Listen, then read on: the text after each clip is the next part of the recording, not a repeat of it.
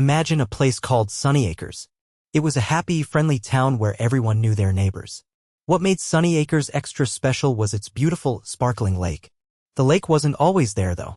Long ago, people built a big wall, called a dam, to hold back the water and create the lake. The lake was perfect for swimming, fishing, and having picnics. Kids splashed in the water during the summer, and families gathered by the shore to watch the sunset. Everyone loved the lake. It made Sunny Acres feel like a little piece of paradise. To keep Sunny Acres running smoothly, there was a group called the Homeowners Association, or HOA. The HOA was in charge of making rules and taking care of things like the grass in the parks and the lights on the streets. They wanted to make sure Sunny Acres stayed a nice place to live. They also liked to save money wherever they could, which would become a big problem later on.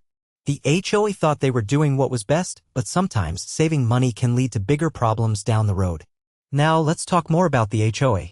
It was made up of a few people who lived in Sunny Acres, and they volunteered their time to make decisions for the community.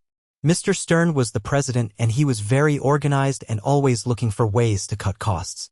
Mrs. Gable was the treasurer, and she kept a close eye on the budget. Then there was Mr. Henderson, who always agreed with Mr. Stern, and Mrs. Rodriguez, who often tried to suggest other ideas but wasn't always listened to. The HOA held meetings every month, and residents could come to share their thoughts and concerns. Sometimes the meetings were calm and productive. Other times, people would argue about small things like the color of the new playground equipment or whether or not to allow holiday decorations before Thanksgiving. But overall, the HOA tried their best to represent the interests of everyone in Sunny Acres. They just had a very particular way of doing things, which mostly involved keeping expenses low. This philosophy would soon be put to the test in a way nobody could have predicted. One day, a man named Mr. Abernathy, who was an engineer, came to an HOA meeting. He had been hired to inspect the dam that held back the lake. Mr. Abernathy was a serious man with a clipboard and a worried look on his face. He told the HOA that the dam was getting old and needed some repairs. There are some cracks in the concrete, he explained. And the spillway isn't working as well as it should. If we don't fix these things soon, the dam could become unsafe. The residents in the audience gasped. They loved their lake, and the thought of something happening to the dam was scary. Mr. Stern, the HOA president, thanked Mr. Abernathy for his report. But he also looked a little annoyed. Repairs would cost a lot of money, and Mr. Stern didn't like spending money unless he absolutely had to. He promised to look into it, but many residents left the meeting with a knot of worry in their stomachs. They knew the dam was important, and they hoped the HOA would do the right thing. The peace of Sunny Acres was beginning to feel a little fragile. Weeks turned into months, and still nothing was done about the dam. At the next HOA meeting, Mrs. Rodriguez brought up the issue again. Mr. Stern, she said, we need to talk about the dam repairs. Mr. Abernathy said it's important. Mr. Stern sighed. I haven't forgotten, Mrs. Rodriguez. We've gotten some quotes, and the repairs are very expensive. We need to be responsible with the community's money. But what about our safety? A resident called out from the audience. Mr. Stern held up his hand. We're exploring all our options, he said. We might be able to delay the repairs for a year or two and put the money towards something else, like fixing the roads. The dam has lasted this long. It can probably last a little longer. Mrs. Rodriguez frowned. I don't think that's a good idea, Mr. Stern. What if something happens? But Mr. Stern had already made up his mind. He convinced the other HOA members that delaying the repairs was the best way to save money. The residents of Sunny Acres were left feeling uneasy, like a storm was brewing on the horizon, even though the sky was clear. Soon after the HOA's decision, the rainy season arrived. But this wasn't just any rainy season. The sky seemed to open up, and it poured rain day after day. It was more rain than anyone in Sunny Acres could remember. The little creek that fed the lake swelled into a raging river. The lake itself began to rise, inching closer and closer to the top of the dam. People started to worry. They watched the news and saw reports of flooding in other towns. They knew their dam wasn't in the best shape, and all this rain was making them nervous. Some residents started calling the HOA, begging them to do something.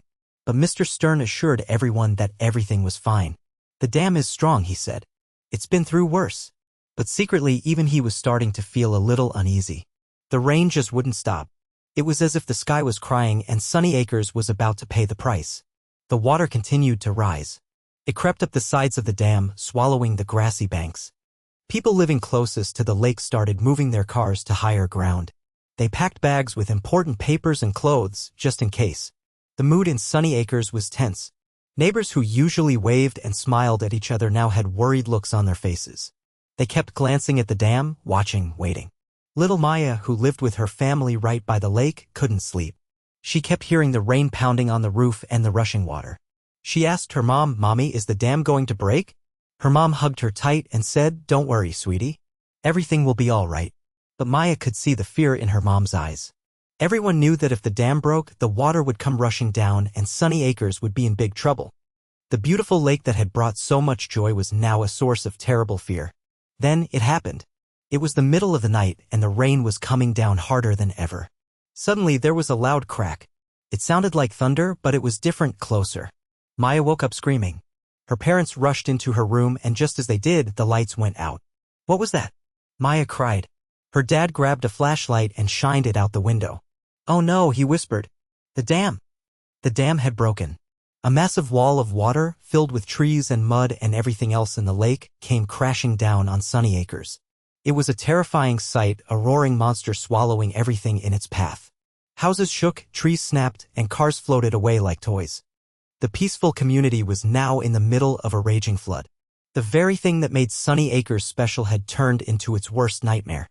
The water was angry and it was taking everything with it. The floodwaters surged through Sunny Acres, leaving a trail of destruction. Homes were ripped from their foundations, furniture floated down the streets, and cars were tossed around like toys. The park, once a place of laughter and games, was now a swirling mess of mud and debris.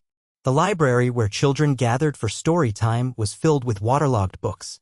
People scrambled to escape the rising water. Some climbed onto their roofs, waving for help. Others waded through the streets, trying to reach higher ground. The sounds of sirens, shouts, and crying filled the air. It was chaos. The friendly town of Sunny Acres had become a disaster zone. The beautiful homes that people had worked so hard to build were now filled with muddy water, and the lives of everyone in Sunny Acres were changed forever. The flood didn't care about their dreams or their memories, it just kept coming. The Johnsons were a family who lived right in the heart of Sunny Acres. There was Mom, Dad, and their two kids, 10-year-old Billy and 7-year-old Susie. When the flood hit, they were fast asleep. Dad woke up first, feeling the cold water seeping into their bedroom. He jumped out of bed and yelled, "Wake up! The house is flooding." Mom grabbed the kids and they all rushed downstairs. But the water was already waist deep.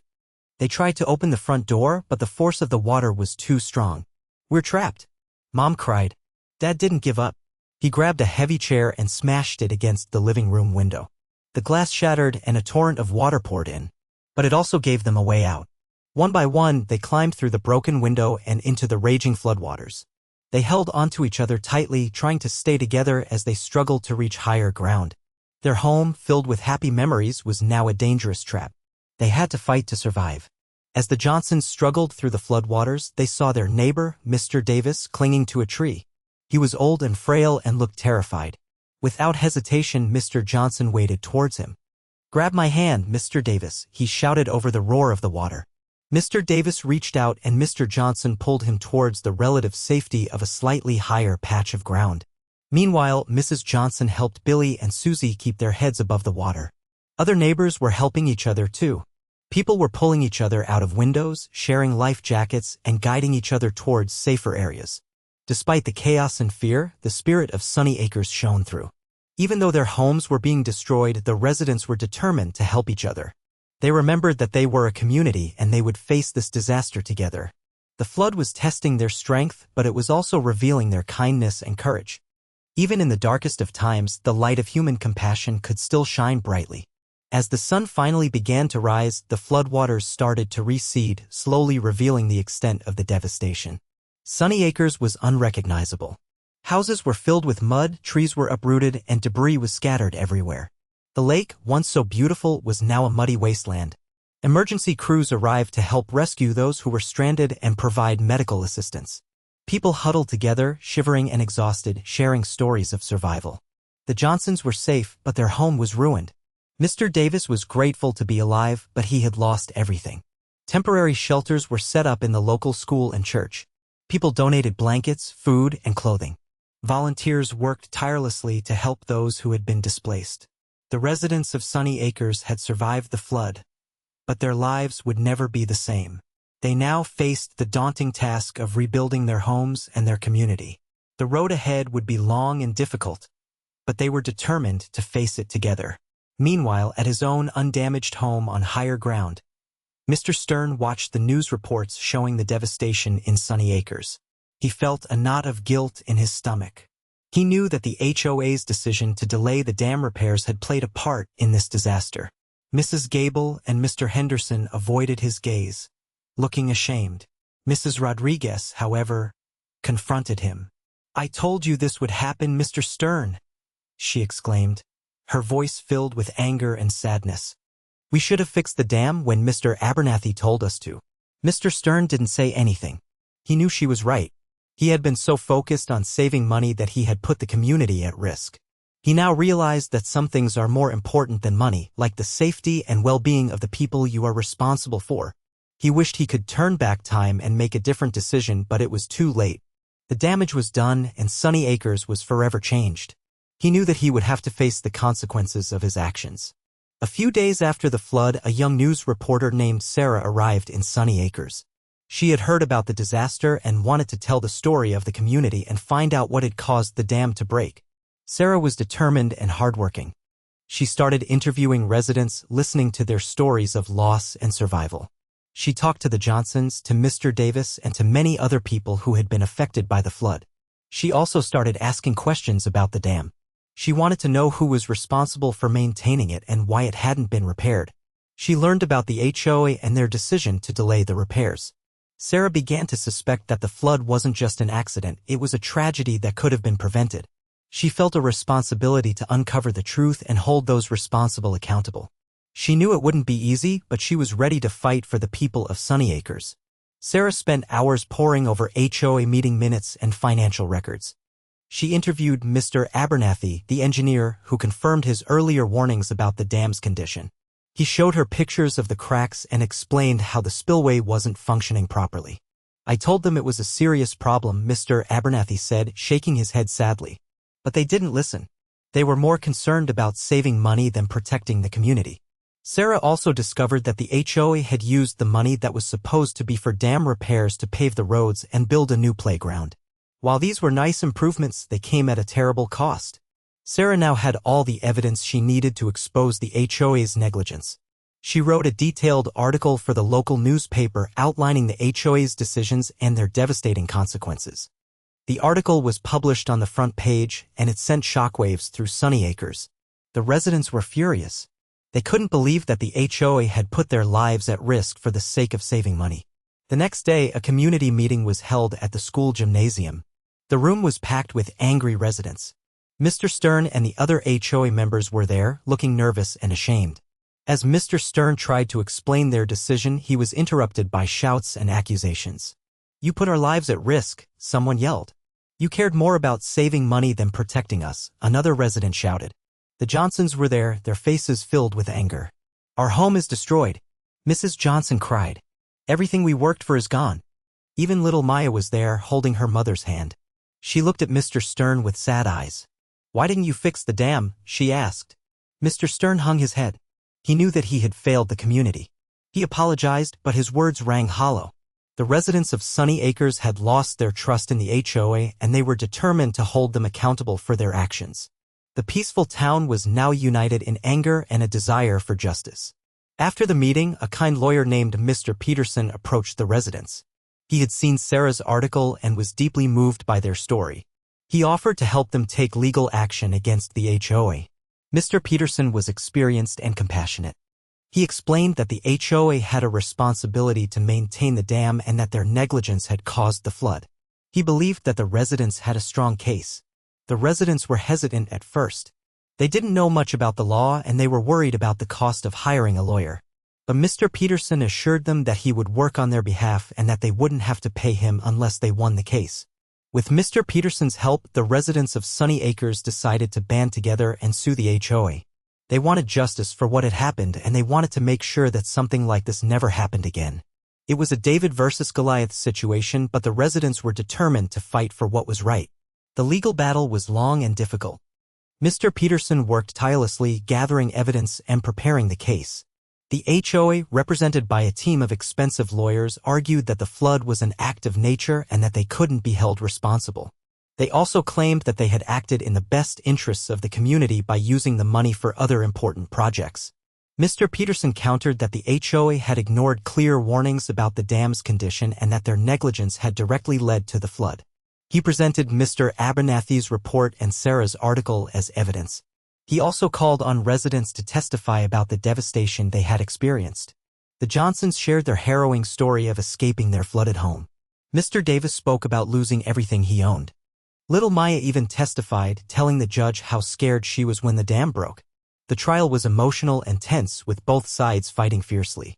The future of Sunny Acres hung in the balance. While the trial was ongoing, the residents of Sunny Acres didn't just sit around and wait. They rolled up their sleeves and started rebuilding their homes and their community. Neighbors helped neighbors clean up the mud and debris.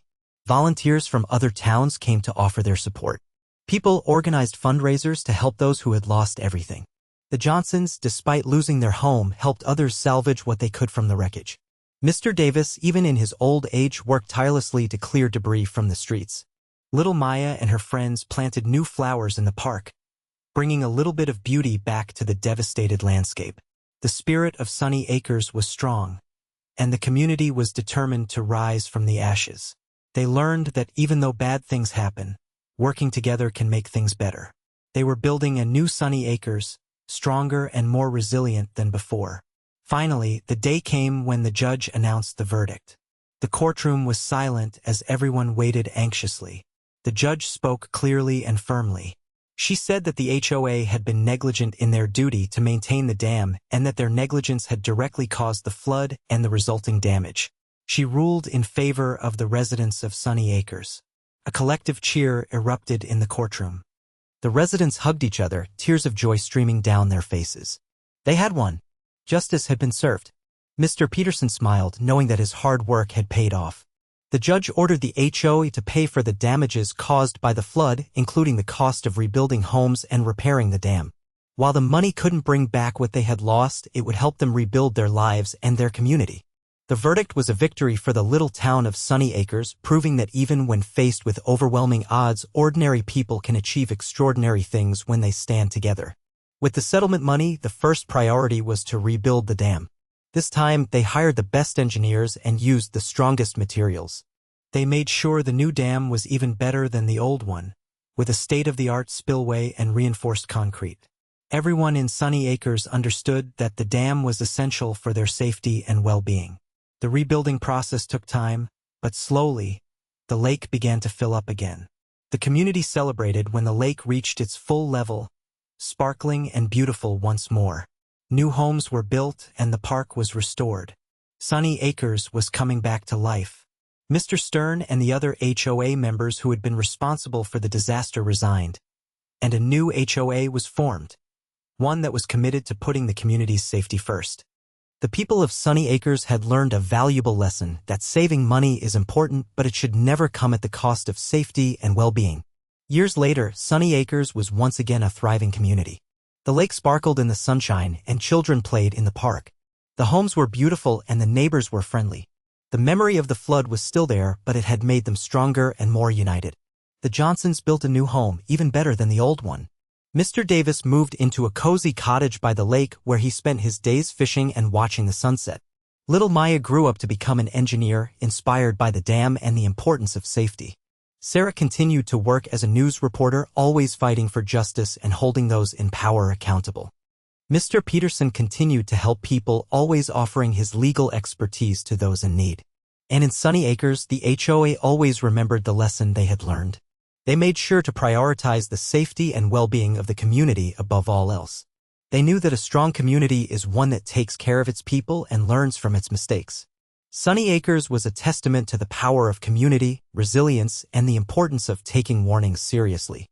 The story of Sunny Acres is a reminder that communities are built on more than just houses and streets. They are built on trust, responsibility, and a shared commitment to each other's well-being. It shows us that when we face challenges together, we can overcome even the most difficult obstacles. It also teaches us the importance of listening to warnings and taking them seriously. Ignoring problems doesn't make them go away, it often makes them worse. Sometimes spending a little money now can save a lot of heartache later. Most importantly, the story of Sunny Acres is a testament to the power of community. When people come together to help each other, anything is possible. Even after a devastating flood, the residents of Sunny Acres rebuilt their town and their lives, creating a community that was stronger and more resilient than ever before. They showed the world that even in the face of tragedy, hope, kindness, and community spirit can prevail. So remember the lesson of Sunny Acres: take care of each other, listen to warnings, and never underestimate the power of community.